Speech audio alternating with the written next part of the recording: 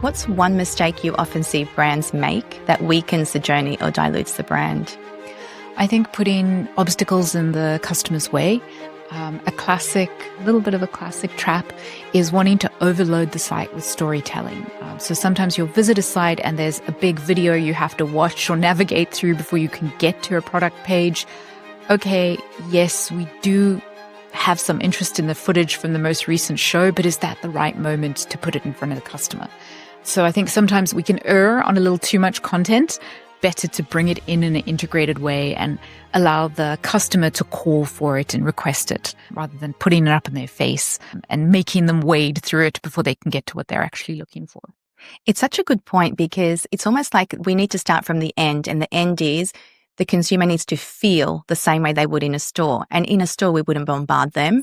You wouldn't have 10 sales assistants turn up with 10 different stories at the same time. Right? You'd never do that. So it's actually very simple. You think about what the in-store physical experience is like, and you translate those values and principles into online. So we have to touch on personalization.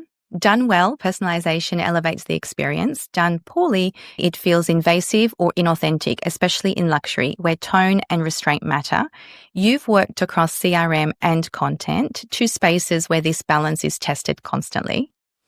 So my question is, how do you design personalization that feels curated and elevated without crossing the line into invasive or inauthentic? Sometimes we can have so much data at our fingertips, we can be very tempted to overuse it and almost over-design a customer's experience.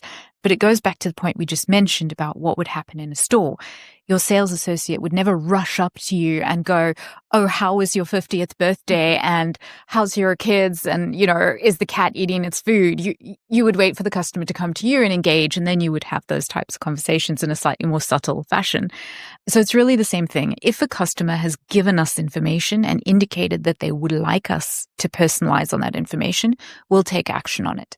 If it is peripheral information that we have gathered through our interactions, we'll certainly use that in building our understanding of the customer and all of our wonderful analytic and profiling programs, but we won't rush out there with the personalized experience. That would not be appropriate. So let's talk about profitability, because scaling digital often brings silent pressures on margins. And I can see you smiling, you know this very well. So from media inefficiencies to fulfillment and cost of promotions, you've led both the strategy and operations sides. So you've seen the risk up close. What are the biggest traps you've seen brands fall into when scaling e-commerce, and how can teams stay alert? There's really two. One is on the operational side, where your software licensing can really put a huge weight on your P&L, particularly if it's commission or cost per sale driven. I like to calculate the cost of an order when I'm setting up my P&L forecasting, and that's inclusive of transaction costs as well as fulfillment and shipping costs. That gives you a very realistic and well-rounded figure, and kind of leaves no stone unturned when you're looking at the full picture of operational costs. And then on the flip side, it's looking at the cost of marketing per sale. Paid media costs have inflated dramatically over the last 4.5 years. And you really need to understand where you're going to put your paid media budget for discoverability versus drive to purchase. You almost need to see your paid media as a promotional cost. Now, it has a big enough impact on your margin for it to be taken seriously in that way. And can I just ask a little follow-up question on that? Who's paying attention to this? Is it the people executing and coming up with their campaigns? Because it's probably not, is it? It depends how you design your team. And this is actually a great point.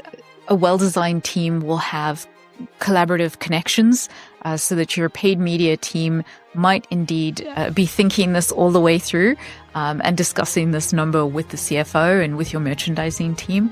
I like to see a merchandiser have a full understanding of a cost of operations and a cost of sale, and connect those two dots to have a really clear picture of what does it take, how many euros does it take to get a product through the shopping basket.